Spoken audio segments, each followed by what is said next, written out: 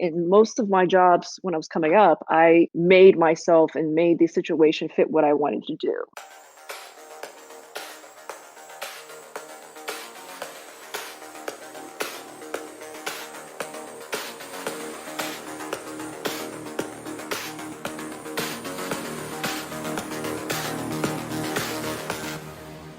Welcome to Getting into Infosec. I'm your host, Ayman Elswa.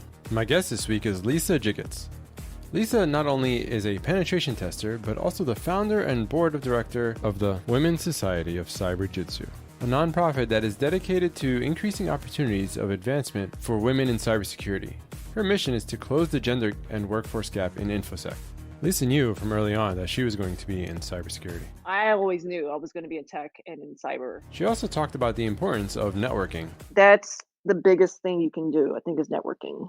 Because somebody knows somebody that knows somebody. We also talk about gender diversity and the issues that women have to go through, and the awareness that needs to happen still. Sucks to hear these stories, but it's going on very strong still.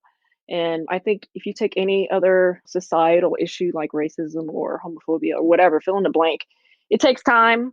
It sucks, but it takes time. But what makes people realize is the awareness and people talking about it and then people doing something about it. However, change is happening, and she is optimistic. I think a lot of folks are changing their mindset that women can and are qualified to do all the jobs that the guys can do. If you like this show, please share with your friends and let others know. They might thank you for it. Stay in touch. You can find me on Twitter at Coffee with Eamon for more Getting into Infosec reflections. All right, on to the show. Hi, Lisa. Welcome to the show. Hello. Thank you for having me.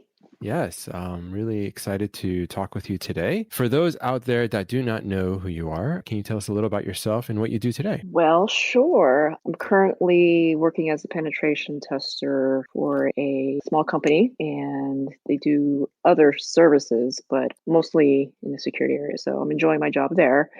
I've actually been in the field for a while since the 90s. Actually, what got me specifically into security, I've always known, I've always wanted to be a hacker.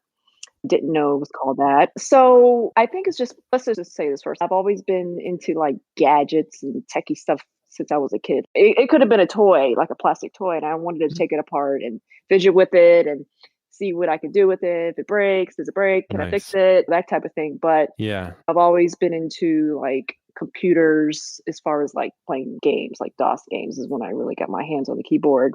So that dates me, if you will. But when I saw the movie, Sneakers, that was early 90s. That movie just ingrained that kind of work. I didn't know it from the movie. It looked like they were doing illegal stuff, but it was for a good cause, if you will. They're trying to go with the bad guy. The whole Mission Impossible thing where they're like scoping it out and building plans to attack and manipulating people to like social engineering. That's what it's officially called. Yeah. To get the information they need. And that whole thing, especially the electronics part, the computer part of it was really it was cool. It was just so cool. Like, how do you do that? I didn't say I wanted to be a bad, like, malicious hacker per se. I just wanted to know, like, even the other not the other games, but the other movies, War Games and Hacker, those movies just resonate with me. Right. I think I'm one of the few people that when you talk to people that are in cyber, they got into the field somehow through this weird path. But I always knew I was going to be in tech and in cyber. I've always had that thing. I didn't know I was actually going to be in it. In high school, you're like, what am I going to do? How do I get there? I actually joined the military right after high school. And a lot of people don't know this, but I was actually a cook. I was on the grill flipping burgers. That was not the ideal job for me, but I guess I didn't score where I needed to score on the ASVAB, which is a test you take to get placed in your field is going to be. Okay. So my field was being a cook or working at the gym, that type of thing. But the spin on it is each of these facilities has servers and tech and all that. So I pushed myself into those areas because I knew how to do that stuff, Unix systems. And I was like the sysad type person for a lot of these places. And if you look at my resume, it doesn't say cook, it says system administrator, which I like to say when I tell my story that in most of my jobs when I was coming up, I made myself and made the situation fit what I wanted to do. Right. So, because when you're starting out, you don't necessarily get into the area you want to be in. You got to work your way up, or or if you have a hookup. And probably there was no one to deal with some of those tech things. You want some tech thing fixed in the kitchen or the It was me. area. Yeah, but if you wanted officially to get it fixed, you have to put in a ticket probably and wait Yeah. who knows when. You're like, let me just Hmm. fix it myself. That's great. That's Exactly. awesome. Yep. And Perfect. that's just the That's personality I have, even with software. For the mm-hmm. longest time, like Photoshop and those types of things. Like when you hire somebody, they just don't do it the way you want to do it. So I was like, forget it. I'm going to Right. learn myself. And I teach myself things that I want done my way, just so I have control of the output. But that's not to say I don't rely on other people that have those skills. So Take initiative where you can, right? What was your first computer? How early were you in the computer age? I don't even remember the name of it, but I remember how it looked. And Okay. I was probably preteen age at that time. My Mm-hmm. dad came home with this. It looked like a typewriter that had a cup. You could cover it. So it was like a flat cover, Right. but it was a Right. computer. So I don't know how to explain that, but we would carry it like it was a case. The cover was a Mm-hmm. case like, over the computer. I remember we went to some cafeteria, some school cafeteria. There were maybe 50 people in there doing computer stuff. And I was like, oh, okay. So that, and then him bringing home games, those DOS games, and trying to figure out how to play them. Like you have to type in the command, C:\\/ Right. install, whatever. Yeah. So that's when I first got my hands on, and it was mostly games that I had learned to play. And there was no Google back then, but I don't know. I remember finding online, maybe this was later, but how to cheat, the cheat codes, and how Mm-hmm. to live forever in your game. So Right. that was probably my first introduction into computers. Nice. Nice. Okay. Cool. And so did you stay in the chef area during the Navy, or how did Oh, you? so I was Yeah. in the military for 6 years total, Okay. active duty. So I was only a cook for that first portion of my duty station there. Mm-hmm. And I split time with the sad stuff in the back. But part of our other areas include working at the gym and working at lodging, which is like hotel. So like my degree from the Community College of Air Force is like hotel and restaurant management or something like that. But like I said, at each of those, I had hands on keyboard with the system side. Right. Right. And so it was, yeah, lodging. I worked at the gym. I worked at the food dining facility. Yeah, that was pretty much my career. Cool. And then how did you transition into security? So, like I said, I've always known I wanted to be in it. Let's see. I was getting out of the military. I was interviewing for jobs. Okay. And I remember this one interview, this one company. I don't know if you remember. It's called True Secure, TRU. And I think they got bought out. And I went in there, and looking back, I'm like, I wasn't ready. But I just wish they took a chance on me. But so I was only applying for security type jobs because I was like, I want to be a hacker. I didn't have it Right. then. So I ended up I actually went to the federal government, which is funny. So I was at the Department of Interior. Mm-hmm. So during that job is when I started taking classes in security. And then I Okay. got my CSSP. And then a friend of mine, she had already started working at a job on the private side. So that was my hookup, if you will, my inside connect. I still had to interview and everything. I was already been there. So that was my Mm. first quote security job. I was doing CNA certification accreditation. Okay. So government side stuff. Oh, okay. Gotcha. Gotcha. And so your role when you got out of the military and you went into that role, was it full-time security, or was that your first cybersecurity job, or you still had to transition into it?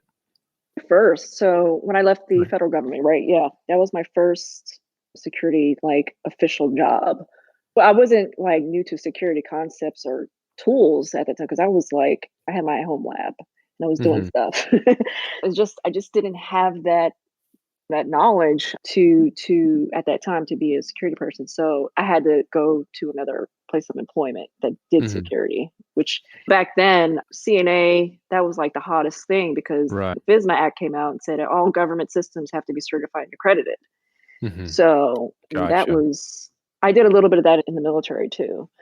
But that's where, especially folks that live around the bases, especially in DMV, when I tell them how to get in, that's a great way to get in is do Mm-hmm. CNA work because you're doing scans and you have to assess and do all that risk analysis stuff. And Mm-hmm. you still get to play with some tools. And then you start looking for jobs. And in my path was pen testing. That was a good start for my career in security, if you will. And then I Okay. started meeting people and hacker clubs, and you start building up your skill set. Yeah. And What are some things that helped you get that job? What if you were to list like several things, what are some things that helped you get that first job in security? like I said, I had taken classes, so I knew some concepts, Mhm. and I had some certs already.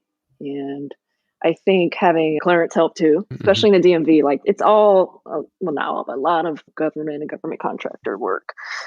So I think that all just fell in line. Just networking and knowing people, Mhm. I think is for folks to get in. I think that's one of the biggest when I talk to like mentees. Yeah. I say that's the biggest thing you can do, I think, is networking because Okay. somebody knows somebody, you know, Yeah. Yeah. that needs to hire or wants to bring in somebody. And I think it's a lot better these days with joining clubs or groups that meet up and you can learn stuff and meet people because you never know who you're going to meet. So I Yeah. think that's the biggest like nugget I call it for getting into security is networking. But of course, having a mentor helps, and Okay. that doesn't mean going up to somebody and saying, "Will you be my mentor?" That doesn't work like that. You got to be. It's a gradual relationship building exercise, Right. so, Right. which this is where networking comes in. So you're meeting the same people over and over. You're building that relationship, and you're asking questions. And next thing, you're probably going to be end up being friends. But you don't have to go it alone, I guess is what I'm saying. You got to do some work to build your skill set on your own. I think that's the take an initiative part. Mhm. But there's a lot of resources out there now. What do you recommend? Like, how do you network now in the pandemic age? Isn't it Zoom? But the good thing is a lot of the conference folks that were doing them in person have done them online. DEF CON just happened. That was pretty cool. Yeah. And the Hacker ones, we had ours. I'm still getting emails like all these events are still happening. They're just online. And there's I don't know how many Discord and Slack groups out there, and It's insane. there's just so much. It's maybe that's the problem now is there's so much. I don't know. We Yeah, I are felt a little disconnected. During I hopped in the Discords. I was there. I just felt a little disconnected. I don't know. I imagine, I could be wrong, that those looking to break into the field may have a little more apprehension online. Maybe not. I could be wrong. So just wondering any tips or what do you, I think I would agree with you because first of all, it is overwhelming yeah, exactly. outside of COVID or doing it online, just in general. But now there's that extra piece. And yeah, I'll take our WSC Slack group, for example. I don't know. We have a lot of members in there, a lot of folks, not even just members, but a lot of folks. But there's probably a good core, maybe 10, 15 people that are the only ones that post, which is fine because if everyone's seeing it, you're still getting the information, which is fine. Sometimes you just got to get warmed up. A lot of times, and Yeah. I have to say, especially women don't feel comfortable putting themselves out there, especially if they're not like an expert. That's Mm-hmm. like our thing. Am I worthy enough to say anything? First of all, and then two, am I going to be asking a stupid question? Mm-hmm. So it does make it a little bit more challenging, I think, in the online space. But I guess there's some you know, anonymity there, I guess, that we could leverage on the positive yeah, side. I guess. you can troll. Just when I say troll, just watch. Oh, you mean like lurk? Uh, Yeah, lurk. You mean? yeah, Yeah, yeah. Alert. Twitter is great for that. Like a lot of good stuff getting posted on there. yeah, that's But true. if I'm gonna say anything, I'm gonna say find a club or a group that is what you're about. So like WSC, we're here to help women get in advance, Yeah, and we tend to go and lay on the side of the hands-on technical side. I would think that folks that are interested in that, getting into that, would consider checking us out, and not just us, but other groups too, because it's like shopping where do you shop? Why do you shop here? Why do you like this place versus that place? Hmm. You get a taste of different things out there. So there's just a lot of things. And maybe the answer is you just got to explore and Hmm. see what's what. Yeah, yeah. Everything has its own offering, and just Yep, take what you exactly. can from each item, from each group. And now a message from our sponsor. Are you having trouble finding a job in Infosec? Because you know too much? Tired of having to prove your worth to future employers and HR departments? Have you been hacking from a young age but have nothing to prove for it? We have a solution for you. Introducing the No Certification Certification. This is a certification that proves that you do not have any certifications at all. It's well respected among the community and highly regarded by HR and hiring managers. It demonstrates that you don't have to have a certification to know security. It tells people that you did things on your own without having to pass a test, sit through years of schooling, or break the bank. This certification is available now directly to you for the low price of $999.99. Lifetime payment plans available. Let's talk about WSC. So the Women's Society of Cyberjutsu. Tell us about WSC. So WSC is a nonprofit that I founded in 2012. And the main reason that I started that was because I didn't have a place to go myself. If there was a group like WSC out there, I would have joined that group, which is a group that is of and for like-minded folks. And I'm not going to say women because it's not just for women. Yes, that is our mission, but we do have male members and I mentor guys all the time. So, I just want to make that clear that it's not women thing per se.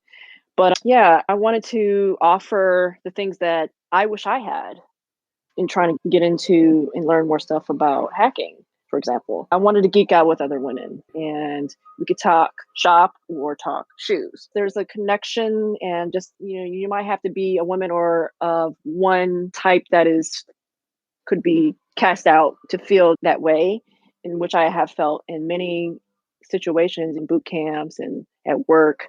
But being part of WC, I have these ladies that are skilled and experts in their fields. And I'm like geeking out. I'm like, this is cool. Let's learn together. Share your stuff. I'm sharing my stuff.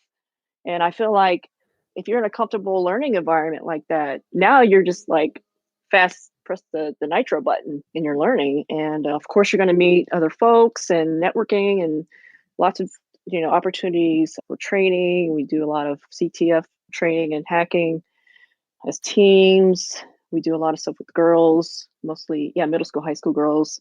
Okay. Because how can we not, right? They're coming after us. Right. I want this girl to have what I wish I had when I was that age. So, yeah, pretty much whatever we can do to help women get in the field and advance in the field is what we offer, membership based. So we have membership for women and not women. I meant to say full membership for professionals, and we have student and military veterans, and then of course our male sponsors, our male friends. That's wonderful. Yeah, that's really good. Yeah, you answered my question, like why did you start it in your own words? I appreciate that. What are some of the challenges that women face today, either in tech or in security in specific? I'm thinking that it's probably going to go for both, being in tech and security. I don't think there's much of a difference. If anything, there's more scrutiny on the security side. But I think it's the same as like times are changing. I think a lot of folks are changing their mindset that women can and are qualified to do all the jobs that the guys can do. It's been this way for so long. So it takes the mindset to accept that and have a willingness to change their perception. So personally, that's been my biggest thing, is not being respected and thinking that I know how to run commands. Right. Anybody can learn this stuff. So why do you think a woman can't?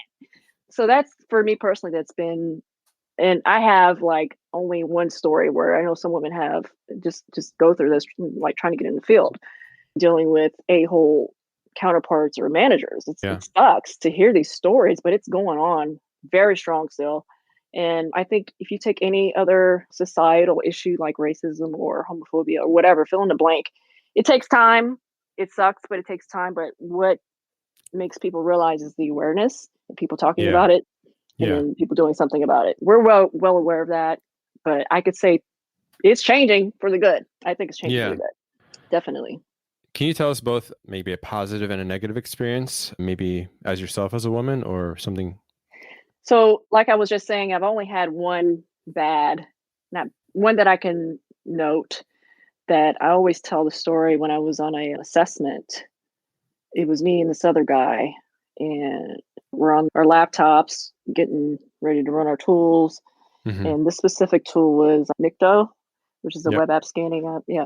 So he didn't know it. I knew it. I was like, this is the command.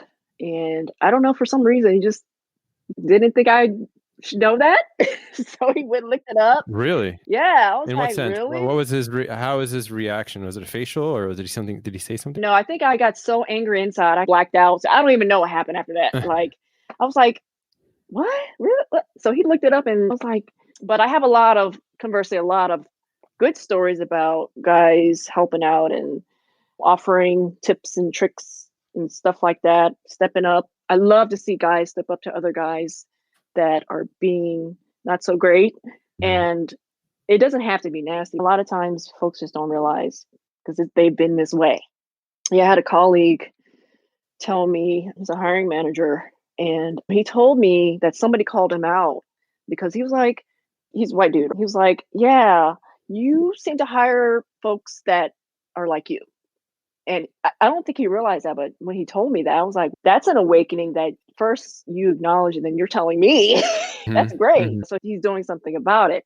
So that's why I think there's a tactful way letting people know that this is not kosher. And maybe that's all that's needed because a lot of times you just don't realize about yourself until somebody tells you from the outside looking in. So there are allies out there. There are male Oh, allies out there. definitely. Yeah. Mhm. And then how can male allies help out either in the cause in general or with WSC? Like what? Yeah. I think one of the bigger things is, well, there's a few things, but like speaking up, mentoring, and it doesn't have to be an official mentoring. You could just give a tip, and that could be a big confidence booster because now you feel like there's somebody looking out for me, somebody helping me out that has that power, if you will. When I say power, that's in quotes because that can mean a lot of things. You're down here and he's up here. So you're already feeling some type of way. If he reaches out and do you know how to do this, or you could have run this command, or anything like that, just not siloing themselves off. Guys like to kick it with guys, and I think women like to kick it with women, but still they're intermingling, but you tend to go with what you're comfortable with. So there is Mm-hmm. that thing about stepping out of your comfort zone. A lot of guys don't like to come up to women, that whole thing. But it's really cool when guys do that because you're like, oh, How does a guy do that with good intentions and not get flirting or something. like he's flirting or mansplaining or some of these other Right. things? Because I think that is a possibility. Or I think there are guys out there. I'm not speaking from. There could be guys out there. It's a No, there is. possibility. Yeah, that want to help, but are afraid of getting pigeonholed into one of these Yeah. categories accidentally. Mansplaining is one thing because I don't know if that means the guy really doesn't know he's mansplaining or he is that type of guy. I think there are a lot of I think there are both categories. For the male listeners out there, maybe we could talk about what are some tips and tricks you have if you're a guy, want to be an ally, but don't want to. I've seen a bunch on Twitter, but maybe you can, in your own words, give tips for guys out there that want to be allies. And Oh, I just had one idea when you mentioned Twitter, like giving kudos to a woman, legitimate kudos is that goes a long way. And I also said offering help or mentorship. And what I was going to say earlier was that your energy will come through when you come up to a woman, whether it feels like you're trying to be flirty or you're genuinely like trying to strike up a shop talk conversation. I would say the scenario matters, right? If you were both coming out of a talk was cool. Did you, whatever, fill in the blank. It's just, I want to say a lot of times we women want to be like guys, and let me, clarify that. We want to be the same level as respect and all that, but we don't want to be like guys in some other ways. So talk to women the way you talk to the guys, but with respect. I think is the bottom line. We like to get geeky. I love talking geek shop. So if you want to strike up a conversation with me, let's start talking about, hacking or something like, have you seen this new tool or whatever? You'll see my eyes light up. yeah, just maybe we should record it as a separate PSA episode, bonus episode on here are all the things to do. You want to engage technically or become an ally as a man. Yeah. So, Maybe we should. I can get some of the other ladies on to give more perspective on some of maybe we can do real examples. That's something I've been wanting to do anyway, is anonymously let folks air out their experiences. It's happening. And I honestly feel A lot of people don't realize this is happening.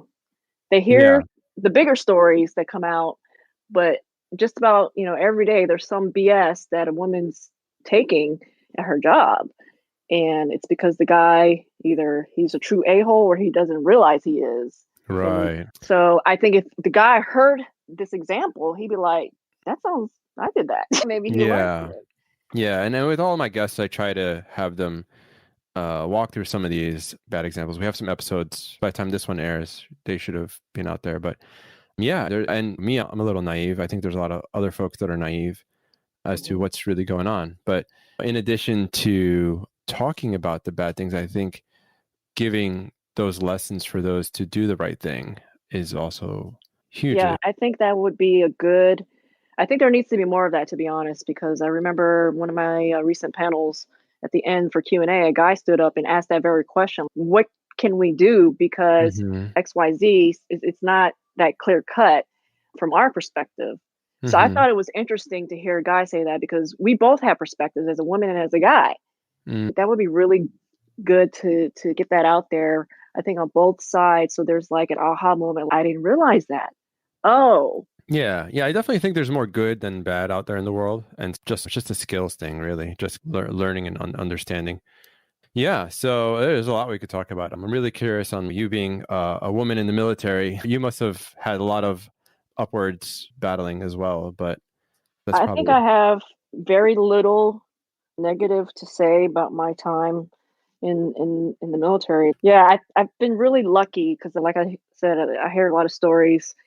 The military is another tech, right? Another Niche. bubble, if you will, that Yeah, people got to deal with crap. But yeah. I had the few type things, but I don't want to say that was expected or acceptable, but that did happen. But I didn't have anything crazy negative in my time, so I was really thankful for that because I wasn't as strong as I am now emotionally and with my confidence. Where I probably may not have said anything back then, but now if you come to me, you're gonna get my viewpoint tactfully. Mm. So Yeah, and for those starting out, those for starting out in any career, they don't have that confidence, and so just building up that confidence. That's interesting yeah, you say that. Yeah. So let's talk geek for a little bit. Tell us an interesting incident that you experienced in your security career, or a challenge that you might have had to overcome, like a technical challenge, either now in your current job or previously. I'll say this, which is playing off of my the whole thing about presenting opportunities to take an initiative thing we said earlier. Mm, yeah. I am the type of person that does not like to be unprepared for anything. Mm, So I tend to over prepare. So getting into new technologies, for example, especially with my new job with this company, I've for the longest time have avoided cloud. So ah, it was just so scary to me when I first, tried to play around with it years ago and I got a bill. I was like, oh my God, oh how did this happen? yeah. Yeah, I know So I'm like, that. no, nope. Fast forward, I had to learn stuff quickly. So I've been studying and getting my certs. I've been so I can be prepared to pen test these Yeah. environments. How do you do that if you don't understand the technology? That goes for anything. Hmm. But I just knocked out a couple certs and I feel way more confident. Like we're putting this report together. If the customer comes back and says, "Can you explain this?" or "Why is this a finding?" I'm very confident now because I've learned it. I did it in the lab and got certed, which is I have my own opinions about being certified or getting certifications, but there is a place for them, whether they're hands on or not. But I got those just more for self validation. I tend to go for the ones that are hands on. What But is your hot take? What is your hot take on certifications? Maybe people do want to hear different opinions on it. okay, so my opinion is Yeah. back in the day, like the paper MCSEs was a hot thing. Everyone Mm, was getting them, but they didn't know how to do anything.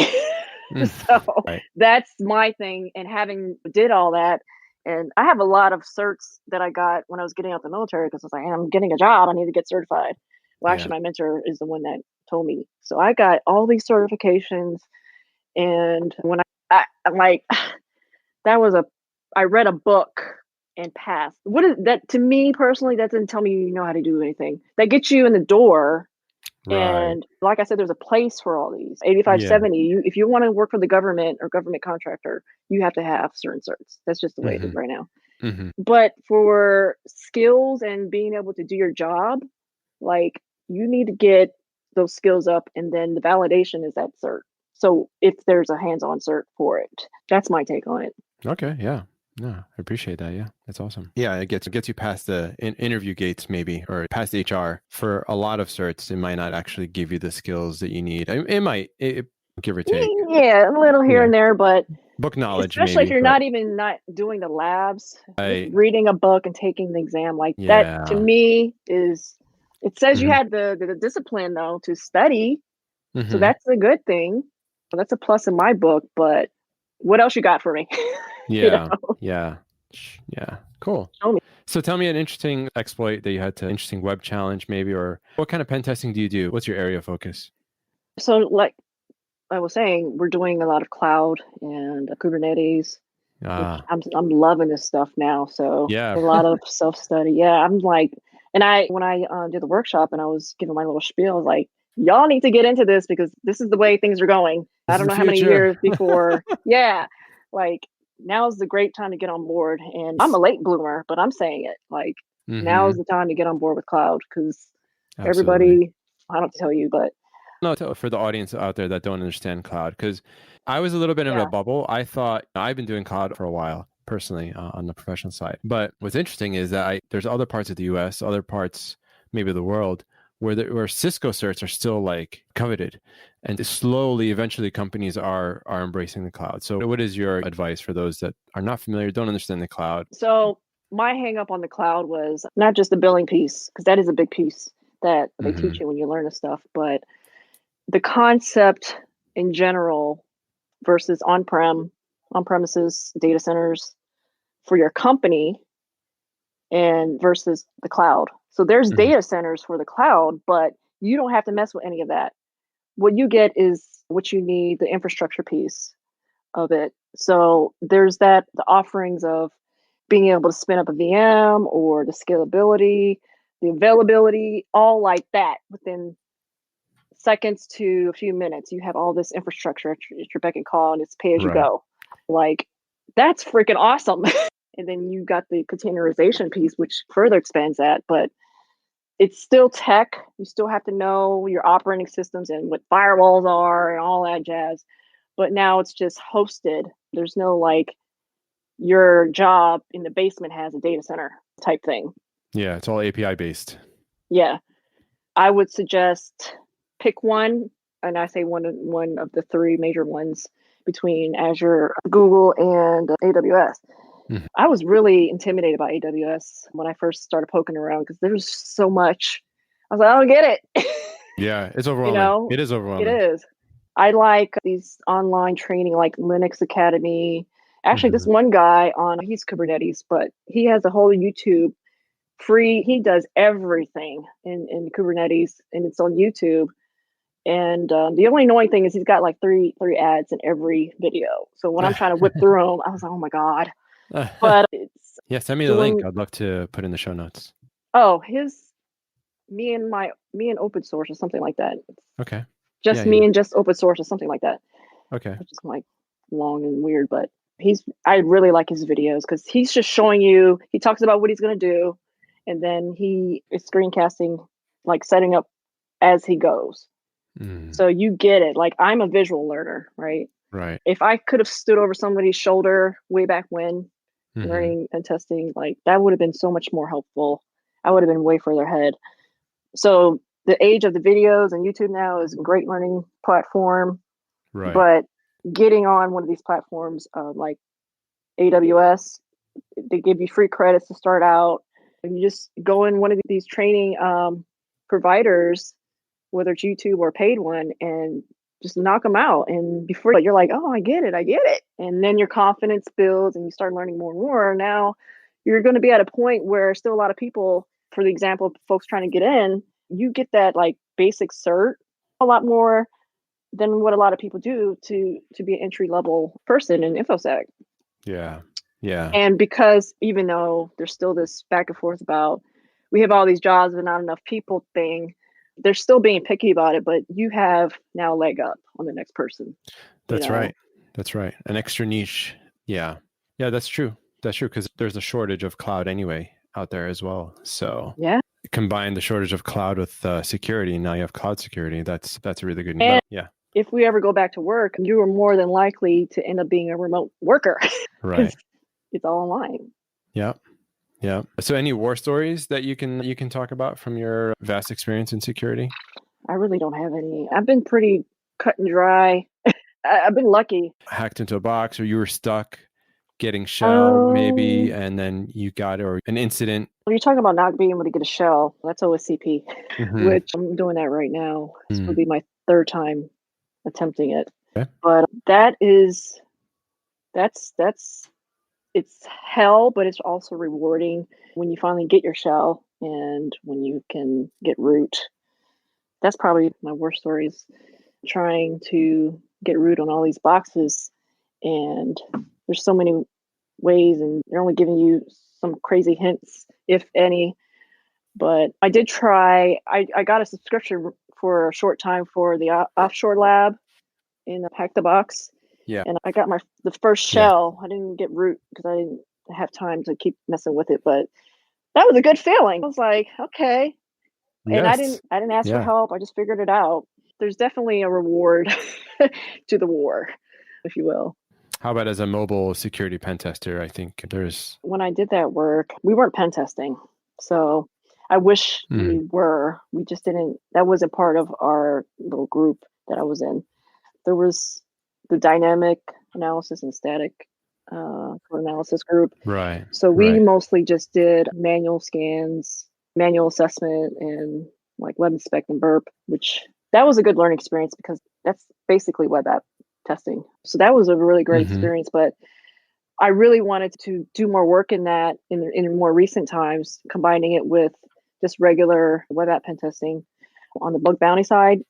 If you could, I think it would be like bonus if you use both the mobile app and the actual web app to combine to find something. I'm thinking you could do that if it's plausible, depending on, I guess, how they built it. But there's so much out there and there's so little Yeah. time. This fortunate things are happening right now, but this is a great time to really start learning stuff. And that's what I've been doing.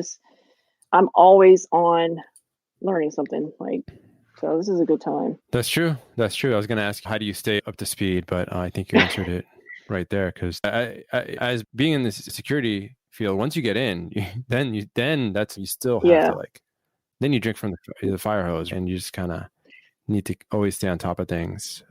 And I will say, though, this may apply more to women just because of the maternity leave. Hearing more stories, being out 1, 2 year, 3, maybe who knows how long, raising their kids. You start to be out of the field, out of just the everything, and you try to get back in. Yeah. You're so outdated. And that happened to me. I was spending so much time with WC. I was still working, but I wasn't like doing what I really wanted to do. And I wasn't like, I was getting a check. But I felt that my Mm-hmm. skills were dwindling, and then that contract ended, and I decided to take some time off. So when I decided to go back to work, I was actually having a hard Oh time. I was like, man. dang, I've been doing this for a Yeah. minute. What is going Yeah. on? What I will That's say right. is if you're going to be on break or in between jobs or whatever, don't stop learning. That was my lesson. It's life. So Absolutely. Yeah. If I don't hit the keyboard or the CLI on something for a month, I'd get rusty. yes, it doesn't take I can't long. imagine, for It does months. not take long. Yeah. Yeah, a month is about right. Yeah. Yeah. One tip I give to even folks in the industry, I recommend they go interview every once a quarter. Ooh, that's a good one. Right. And then that will keep you on the edge, even if you're not interested in the job, even if you're really happy, unless you're because then you see how other companies are doing things and you get asked really interesting Sure. questions and it'll make you think. So there is just something to be said about keeping the wheels greased and the interview side of things. If you've been at the same job for 5 years and you think you're going to leave anytime soon, you better start interviewing 6 months ahead of time. Uh-huh.